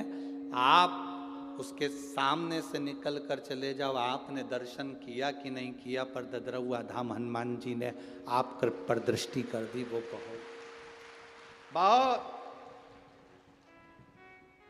वहां धक्के नहीं मारना, वहां कूचना नहीं, वहां किसी को दबाना नहीं, वहां किसी को कष्ट देना नहीं। आप मंदिर की चौखट के सामने पहुंच गए, बाबा का दर्शन हुआ कि नहीं हुआ उसकी निगाह में आप आ गए, बस बहुत है। हम तो यहाँ तक कहेंगे, आप ददरहुआ धाम सरकार की इस पवित्र भूमि पर कहीं पर भी आ गए, उसकी कृपा तुम पर जरूर होगी, निश्चित है। तुम पहुंच गए, तुम आ गए, बस बहुत है। पंडाल के आसपास में कहीं पहुंच गए, ये उसकी कृपा है। आपने फिर आरती करी, कर्पूर गौरम हुआ, भूमि की रज को अपने शरीर से लगाकर बाबा को प्रणाम कर कर चल दी है, उसका सुख आपके जीवन में है, उसका सुख। खाली ना जाता कोई दर से तुम्हारे, खाली ना जाता कोई दर से तुम्हारे, मैं भी खड़ा हूँ नन्ही बाहें पसारे, अपने हृदय से लगा लो, लगा लो, गिरा जा रहा हूँ, उठा लो, उठा भोले अपने दर से अब तो न टालो, गिरी जा रही हूँ, उठा लो। आप पहुंच गए। सूरदास जी कह रहे हैं मेरी आंखें नहीं है, मैं अंधा हूं, मैं परमात्मा को नहीं देख सकता, पर परमात्मा तो मुझे देखेगा। परमात्मा की तो आंखें हैं, वो तो मुझे देख रहा है ना। हनुमान जी से रावण ने कहा था ब्रह्मास्त्र में बंधे हो, हनुमान तुम बंधे हुए हो, मैं चाहूं तो अभी की अभी तुम्हें मार सकता हूं। हनुमान तुम बंधे हो, मैं चाहूं तो अभी की अभी तुम्हें बांध सकता हूं। हनुमान जी ने कहा मैं बंधा हूं, मेरा राम थोड़ी ना बंधा हुआ है, वो तो खुला है। मैं बंधा हूं पर मेरा राम नहीं बंधा है, मैं बंधन में हूं पर मेरा परमात्मा बंधन में नहीं है, वो तो खुला है ना। हनुमान आप देख, रावण ने कहा मैं तुझे भी मारता हूं, तुरंत दूतों से कहा कि इस बंदर को मार दो, इस बानर को मार दो। तब विभीषण उठकर खड़े हो गए और विभीषण ने कहा नहीं, कोई दूत आया है उसको मारा नहीं जाता, गुप्तचर आया है उसे मारा नहीं जाता, इसकी पूंछ में आग लगा दो। हनुमान जी ने कहा देख ले, मैं बंधा था, मेरा राम नहीं बंधा था, इसलिए मुझे बचाने वाला उसने यहीं की यहीं भेज दिया। देख, हमारे बीच में कोई ऐसा होता है, हमारे परिवार में कोई ऐसा होता है, हमारे मित्र इष्ट जो हमारे नजदीक में कोई ऐसा आ जाता है जो हमारी दुख की घड़ी में आकर खड़ा हो जाता है और हमारे दुख की घड़ी से हमें निकालने का प्रयास करता है। 3 होते हैं, ए मेरी भिंड की जीजियों और मेरे जीजाओं, 3 होते हैं, एक पशु, पुरुष और महापुरुष। कितने हैं? जम के बोलो जरा। 3। पहले नंबर पर जम के बोलो जरा, पशु। यहां के लोग कम बोलते हैं क्या? अच्छा बोलते हैं ना दमदारी से। पहले नंबर पर पशु, दूसरे नंबर पर पुरुष, तीसरे नंबर पर महापुरुष। इसमें अंतर क्या होता है? पशु में, पुरुष में और महापुरुष में अंतर क्या है? पशु वो होता है जो दूसरे के दुख को देखकर हंसता है, अच्छा हुआ, इसके साथ तो यही होना था, इसके पाप हुए ना इसलिए भुगत रहा। पशु जो होता है वो दूसरे के दुख को देखकर खुश होता है। पुरुष मनुष्य कैसा होता है? अगर पुरुष है, मनुष्य है, तो दूसरे के दुख को देखकर वो भी दुखी हो जाता है, दूसरे के सुख को देखकर वो भी सुखी हो जाता है। पशु का काम है दूसरे के दुख को देखकर खुश होना, और पुरुष का काम है दूसरे के दुख को देखकर दुखी होना, और महापुरुष का काम है दूसरे के दुख को देखकर दुखी होकर उसके साथ खड़े होकर उसका दुख समाप्त करना। यह महापुरुष का लक्षण है, यह महापुरुष का लक्षण है। पहले नंबर पर है पशु। अगर आप दूसरे के दुख पर हंस रहे, अच्छा हुआ, उसके साथ तो ऐसा ही होना था, उसके साथ तो ऐसा ही होना था, अच्छा हुआ, उसके पाप का घड़ा भराया, अच्छा हुआ, उसके साथ ये हुआ। अगर आप दूसरे के दुख को देखकर खुश हो रहे हो तो आप पशु हो। दूसरे के दुख को देखकर आप दुखी हो रहे हो तो आप पुरुष हो। और अगर दूसरे के दुख में तुम खड़े होकर उसका दुख मिटा रहे हो तो आप महापुरुष हो, आप महापुरुष की गिनती में।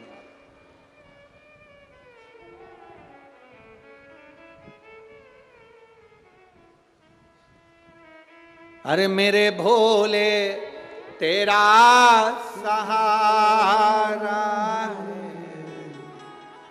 मेरे भोले तेरा सहारा है, मेरी नैया का तू किनारा है, मेरी नैया का तू किनारा।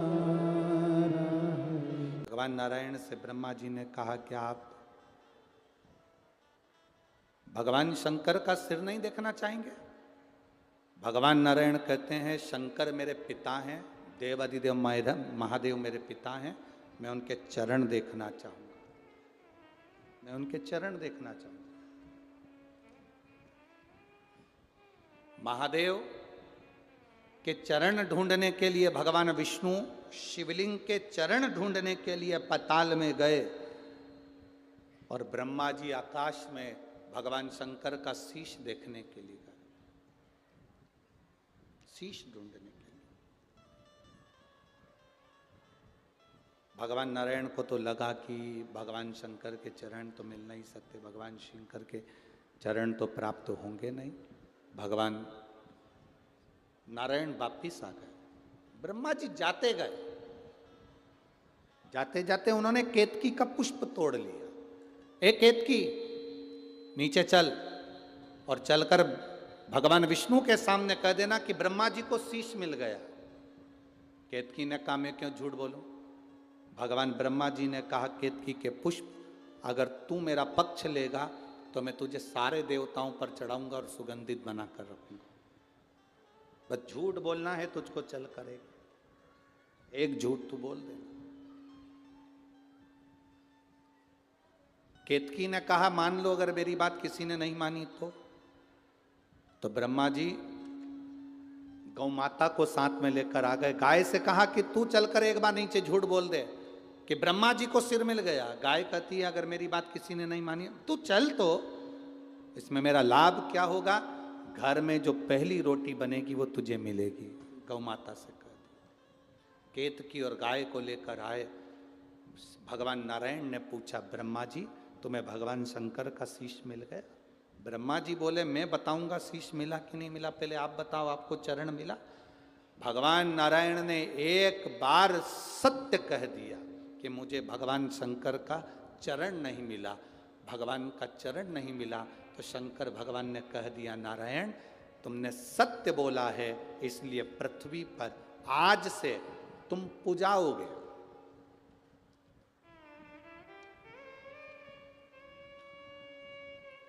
स्कंद पुराण की कथा में ये चरित्र मिलता है। नारायण तुमने सत्य बोला है, इसलिए पृथ्वी पर आज से तुम्हारी पूजन होगी और दुनिया के लोग तुम्हें सत्य नारायण भगवान कहकर पुकारेंगे और तुम्हारी पूजन करेंगे, क्योंकि तुम सत्य बोले हो। तुमने सत्य अपने साथ में रखा, इसलिए तुम्हें पूजाओ। आप लोगों में से कितने लोग हैं जिनके यहां सत्यनारायण जी की कभी कथा हुई? सभी क्या हुई है? रख लो रख लो। कथा में कितने अध्याय होते हैं? जम के तो बोलो जरा। 5।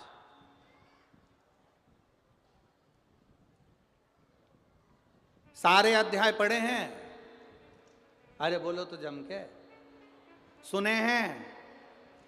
क्या बोलते हैं? गरीब ब्राह्मण था, बोलो सही है, कहीं गड़बड़ हो तो बता देना हो। और उसने बड़ा दुखी था, सत्यनारायण भगवान की कथा सुनी, पूजन करी। बोलो यही है ना? फिर एक लक्कड़हारा था, उसने सत्यनारायण भगवान की कथा सुनी, पूजन करी। फिर एक बढ़िया था सेठ, उसने सत्यनारायण भगवान की पूजन करी तो सुंदर कन्या का जन्म हुआ। अब हर व्यक्ति ने एक बात कही कि सत्यनारायण की कथा सुनी, सत्यनारायण की कथा करवाई, सत्यनारायण जी की कथा करवाई। 5 अध्याय में ये लिखा है, पढ़ा है कि सत्यनारायण जी की कथा करवाई, सत्यनारायण जी की कथा सुनी। पर समझने वाली बात यह है कि सत्यनारायण जी की इन 5 अध्याय में आया कि कथा सुनी, कथा करवाई, कथा थी कौन सी? वो कथा कौन सी थी जो लक्कड़हारे ने सुनी थी? वो कथा कौन सी थी जो ब्राह्मण ने सुनी थी? वो कथा कौन सी थी जो बणिया ने सुनी थी? वो कथा कौन सी थी जो राजा ने सुनी थी? वो कथा कोई दूसरी नहीं थी, स्कंद पुराण की और शिव महापुराण की इस कथा में वर्णन आता है। ब्रह्मा जी के सामने, भगवान शंकर के शिवलिंग के सामने भगवान नारायण ने सत्य कह दिया था कि मैंने भगवान शंकर के चरण नहीं देखे। वो सत्यनारायण की कथा थी, वो सत्यनारायण की कथा। मैंने चरण नहीं देखे, एक बार मुख से सत्य कह दिया, उस दिन से भगवान सत्यनारायण की पूजन होने लगी। और पूजन तो तुम्हारी भी चालू हो जाए अगर तुम सत्य बोलना चालू कर दो तो। मना नहीं है।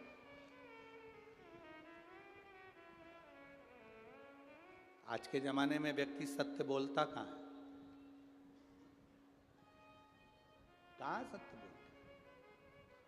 पूजन तुम्हारी भी चालू हो जाए अगर तुम एक बार सत्य कह दो तो पूजन होने में क्या?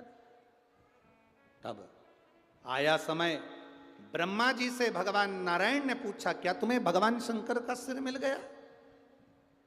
क्या तुम्हें भगवान शंकर का सिर मिला? ब्रह्मा जी ने उसी समय पर झूठ कह दिया, हाँ मुझे भगवान शंकर का सिर मिल गया। शिवलिंग में से आकाशवाणी हुई, ब्रह्मा तुम झूठ बोल रहे हो। दुनिया में सब जगह पर झूठ बोल लेना चल जाएगा, पर शिव महापुराण की कथा कहती है, एक शंकर की कथा में, दूसरा शंकर के मंदिर में, शिवालय में कभी झूठ मत बोलना, वो नरक जैसा जीवन हो जाता है। सब जगह झूठ बोलो चलेगा। हम कई बार शिव महापुराण की कथा में कहते हैं, आप कथा में अगर आए हो तो अपने घर पर बता कर आओ। आप कथा में आए हो कह कर आओ। 1 बजे से 4 बजे तक कथा है, 4 बजे की कथा पूरी सुनूंगी, कर्पूर गौरम होगा, तब मैं आखिरी में कथा सुनने के बाद अपने घर आऊंगी। मेरा इंतजार नहीं करना, बार बार फोन लगाओगे, मैं झूठ बोलूं कि ग्वालियर पहुंच गई, मैं बोलूं कि मुरैना पहुंच गई, मैं बोलूं कि यहाँ पहुंच गई, मैं झूठ नहीं बोल सकती, क्योंकि मैं शिव जी की कथा सुनने जा रही। पहले ना अदालत होती थी ना पंचायत होती थी। पहले के जमाने में अगर निर्णय लिया जाता था, कोई बात का निर्णय लिया जाता था, तो शंकर जी के मंदिर में ले जाया जाता था, उठा गंगा जली और कह दे कि तूने ये नहीं करा, क्योंकि हर व्यक्ति को मालूम था कि शंकर के मंदिर में अगर एक बार भी झूठ बोल दिया तो मरने के समय पर ना गंगा जल मिलता है, ना परिवार के लोग अग्नि दे पाते हैं। इतना व्यक्ति को तड़फन होती, इतना कष्ट होता है व्यक्ति को, इतनी तड़फन होती है।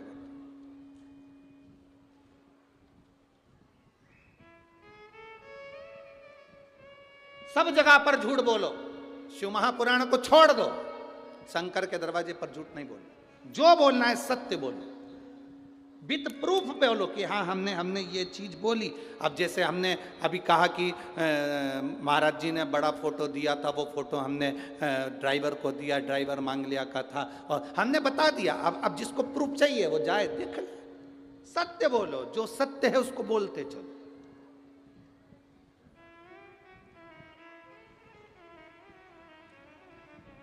दो जगह पर झूठ नहीं बोलना।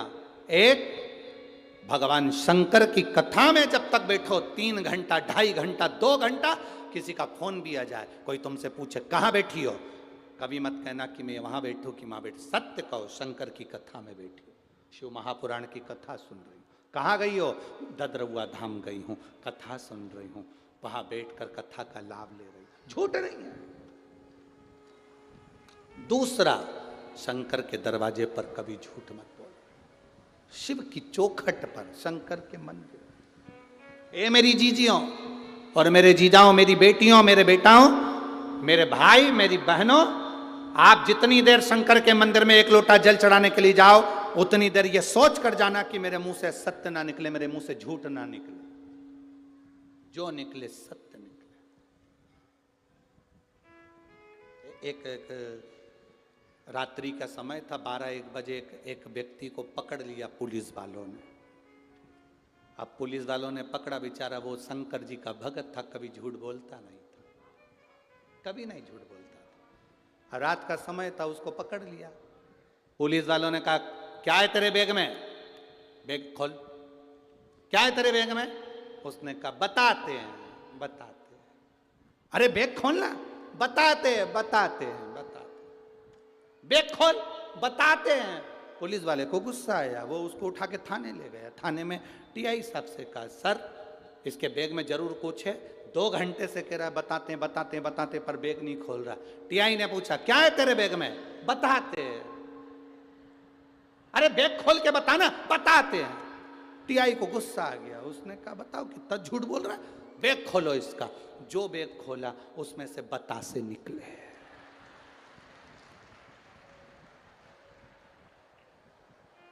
टीआई बोला इसमें तो बतासे हैं। वो बोला मैं तो तब से बोल रहा बताते हैं बताते हैं बताते हैं। इतने में टीआई साहब बोले ये तोतला है, वापिस छोड़ के आ। वो झूठ नहीं कह रहा, वो सत्य कह रहा है। बताते हैं बता। अब उसकी जीवान में तोतरापन है तो वो जो बोलेगा वही तो बोलेगा ना। अब जिसको जो मिला है वो वैसा बोलेगा। अब तुम समझ जाओ तो अच्छी बात है, ना समझो तो बात दूसरी। होता है। अब तुम उस जगह पर अगर बोलो, होता है कोई कोई व्यक्ति, अगर हम तो सब लोगों से निवेदन करते हैं, कोई सत्यनारायण जी की कथा में से आ रहा हो, उससे कभी नाम मत पूछो। किसी किसी के अटकने की वो होती है, अटक जाता है और मुंह में भरी हो पंजेरी, और तुमने पूछ लिया तेरा नाम क्या है, और उसने नाम बोल दिया फू फू फूलचंद, पूरी पंजेरी तेरे मुंह पर। क्या मतलब पूछो? दो जगह पर झूठ नहीं बोलना, एक शिव महापुराण की कथा, दूसरा है शंकर का दरवाजा। जब जल चढ़ाने जाना, ये लेकर नियम जाना कि मैं जितनी देर शंकर की ओटले पर रहूंगी, शंकर के शिवालय में रहूंगी, शिव मंदिर में रहूंगी, उतनी देर तक मैं मुख से झूठ नहीं कहूंगी। जो बोलूंगी सत्य बोलूंगी, भगवान का भजन करूंगी, इसके सिवाय कुछ।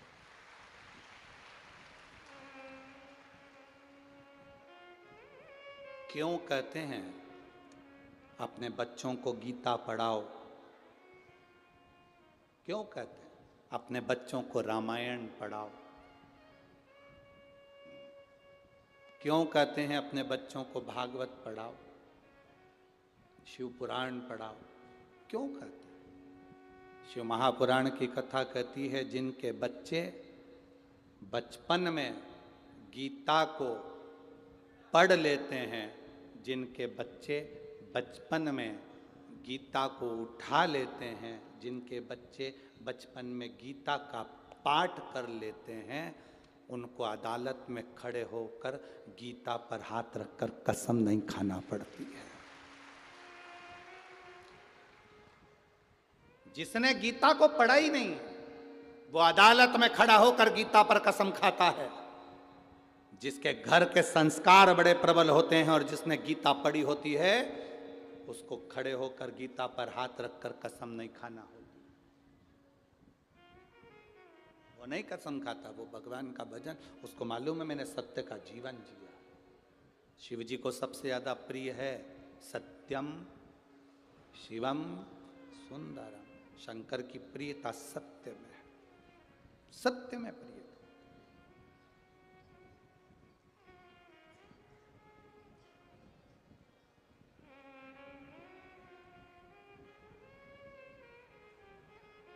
आपके भीतर जितना जितना सत्य प्रिय होगा, उतनी जिंदगी की आनंदता। ब्रह्मा जी के सामने, ब्रह्मा जी ने शिव जी के सामने झूठ कह दिया। अब झूठ बोलने का फल क्या है? ब्रह्मा जी ने झूठ बोला, कहा मेरी बात ना मानो तो केतकी के फूल से पूछो। झूठ को प्रूफ चाहिए, सत्य को प्रूफ नहीं चाहिए। असत्य को प्रूफ की जरूरत पड़ती है। आप ना मानो तो पूछो। केतकी के फूल से शंकर भगवान के सामने भगवान विष्णु ने पूछा, केतकी के पुष्प, क्या ब्रह्मा जी को सिर का दर्शन हुआ है? शंकर जी के, महादेव के सिर का दर्शन? केतकी का फूल कहता है हाँ, ब्रह्मा जी को सिर का दर्शन हुआ तो शिवलिंग में से आकाश वाणी हो गई। केतकी का फूल तो झूठ बोल रहा है। शंकर भगवान के शिवलिंग के सामने तूने झूठ बोला है केतकी के पुष्प, मैं तुझे श्राप देता हूं, सारे देवताओं पर केतकी का फूल चढ़ेगा पर शंकर पर कभी नहीं चढ़ेगा। भूल से भी अगर केतकी का पुष्प शंकर जी पर चढ़ गया तो 1000 गौ हत्या के बराबर दोष लगेगा। केतकी नहीं चढ़ेगी क्योंकि इसने झूठ बोला। इतने में ब्रह्मा जी ने कहा, यह आकाशवाणी झूठी है, पूछना है आपको तो गौ माता से पूछ लो कि मैंने शंकर भगवान के शिवलिंग का दर्शन करा।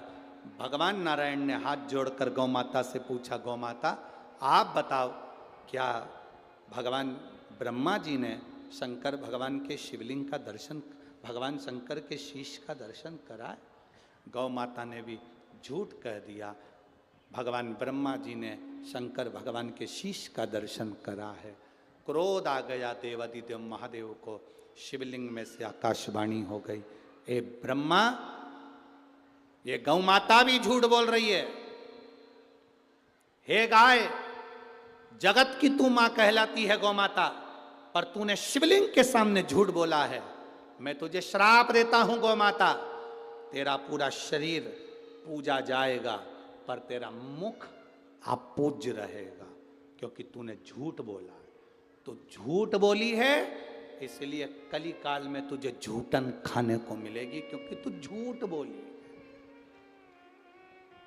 तू असत्य बोली है, झूठ बोली। हमारे सनातन हिंदू धर्म में, सनातन धर्म के अंतर्गत गौ कन्यादान आगे से होता है, वस्त्रदान आगे से होता है, अन्नदान आगे से होता है, स्वर्ण दान आगे से होता है, भूमि दान आगे से होता है। केवल सनातन धर्म में एक दान है गौ माता का, जो आगे से नहीं होता। गाय के पीछे खड़े होकर पूंछ पकड़कर गौदान करना पड़ता है, क्योंकि गाय आगे से मुख से झूठ बोली थी, इसलिए पीछे से दान होता है। हमारे यहाँ गौदान आगे से नहीं होता, पूंछ पकड़कर पीछे से किया जाता है, क्योंकि गाय ने झूठ बोल दिया था। तो झूठ बोली है गौ। सारे सनातन धर्म में जितनी परिक्रमा होती है आगे से होती है। हनुमान जी की परिक्रमा करो आगे से, पीपल की परिक्रमा करो आगे से, देवी की परिक्रमा करो आगे से, देवता की परिक्रमा करो आगे से। केवल गौ माता की एक परिक्रमा ऐसी होती है जो गाय की पूंछ से चालू होती है और पूंछ पर विराम होती है, पीछे से चालू होकर पीछे विराम होती है, आगे विराम ही नहीं होती, क्योंकि इसने शिव जी के सामने झूठ कह दिया था। एक झूठ बोलने वाला व्यक्ति का जरा विचार करिए कि उसको जिंदगी भर झूठन खाना पड़ती है। झूठन।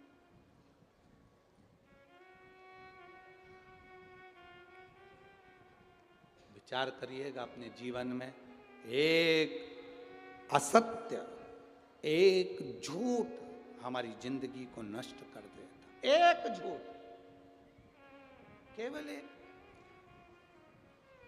एक चरित्र बड़ा विचित्र है, आप लोगों ने सुना भी होगा पहले। एक कौवे को, स्कंद पुराण का ये चरित्र है, एक कौवे को एक हंसनी पसंद आ गई।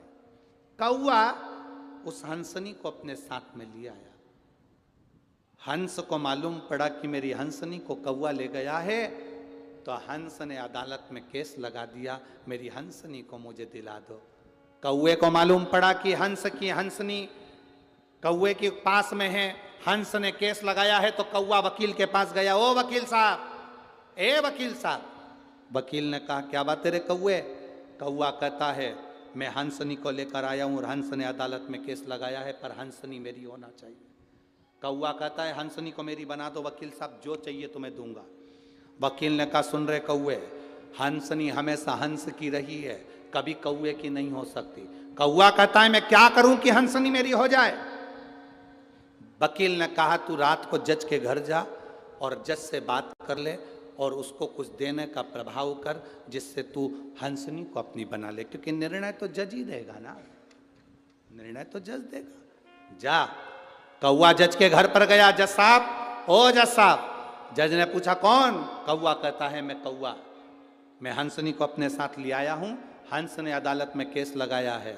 जज साहब, व्यक्ति की 7 पीढ़ी बैकुंठ में है कि नरक में, या तो कौवा जानता है या ब्राह्मण जानता है, इसलिए 16 श्राद्ध में दोनों को खिलाया जाता है। व्यक्ति की 7 पीढ़ी को बैकुंठ में है कि नरक में, या तो ब्राह्मण जानता है या कौवा जानता है, इसलिए 16 श्राद्ध में कौवे को भी भोजन कराते हैं, ब्राह्मण को भी भोजन कराते हैं। मैं कौवा अपनी दृष्टि से देख रहा हूं, आपकी 7 पीढ़ी बैकुंठ में है। अगर जज साहब कुर्सी पर बैठकर तुमने एक निर्णय दे दिया, हंसनी को मेरा बना दिया, तो मैं तुम्हें जीते जी तुम्हारे दादा परदादा से मिलवा दूंगा बैकुंठ में, ये मेरी शर्त है। बस आप एक काम करो, हंसनी को मेरा बना दो। जज ने सोचा इतना सही तो काम था, कौवे की हंसनी बनाना है। जज कुर्सी पर बैठ गया। कुर्सी पर जज बैठा, सुनवाई हुई। जज ने निर्णय दिया हंसनी हंस की नहीं है, हंसनी कौवे की है। पूरा अदालत हाहाकार करने लगी है, कहाँ का निर्णय, हंसनी कौवे की? पर जज ने निर्णय दिया, लोगों को स्वीकारना पड़ेगा। कौवा खुश हो गया, हंसनी रोने लगी, हंस रोने लगा। जज ने कहा सुन कौवे, मैंने अपना काम कर दिया, अब तू मेरे दादा परदादा से मिला। कौवे ने कहा चलो जज साहब। जज गाड़ी में बैठा, कौवा आगे आगे चला। गाड़ी से चलते चलते शहर से बाहर निकले, नगर से बाहर निकले, खेड़े से बाहर निकले, जंगल में पहुंच गए। कौए ने जज से कहा, जज साहब उतरो गाड़ी से, आओ मैं तुम्हारे दादा परदादा से मिलवाता हूं। जैसे ही जज गाड़ी से नीचे उतर कर आए, उन्हें इतनी बदबू आ रही थी कि जज ने मुख पर रुमाल रख लिया।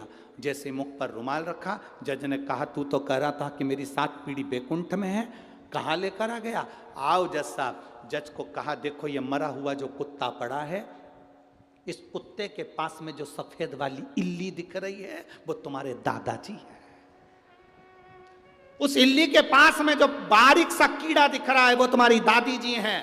उस इल्ली के पास में जो काली वाली इल्ली दिख रही है वो तुम्हारे पिताजी हैं। और उस इल्ली के पास में एक छोटा सा कीड़ा दिख रहा है वो तुम्हारी माता जी हैं।